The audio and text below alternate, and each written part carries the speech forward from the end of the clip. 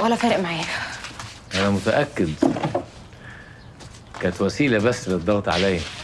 يا بابا انت ساعات بتخليني اعمل حاجات انا ما كنتش اتخيل ان انا ممكن اعملها، ولا بتيجي على بالي اصلا، ما اعرفش جت مني ازاي. أيوة يا روحي، أنتوا كلكم أبرياء وأنا اللي فيها كل العبر. هيحصل ايه لو خليت كل حد يعمل اللي هو عايزه؟ مش هتخسر حاجه. لا طبعا، هخسر إيه؟ تحويشة عمري بس، ولادي، حياتي كلها. كل حاجه بتتغير يا بابا، والصغير بيكبر، وانت نفسك قلت كده.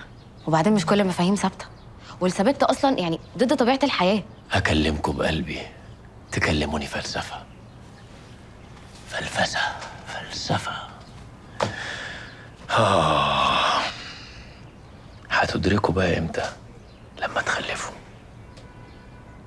تعرفوا قيمتي وقيمة اللي بقوله، وهتعرفوا إني مش عايز أي حد يبقى أحسن مني غيركم.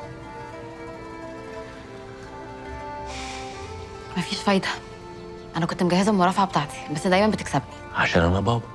مرافعة عظيمة يا دكتورة، بس أنا بابا. ماشي يا بابا. حضن بابا مفيش.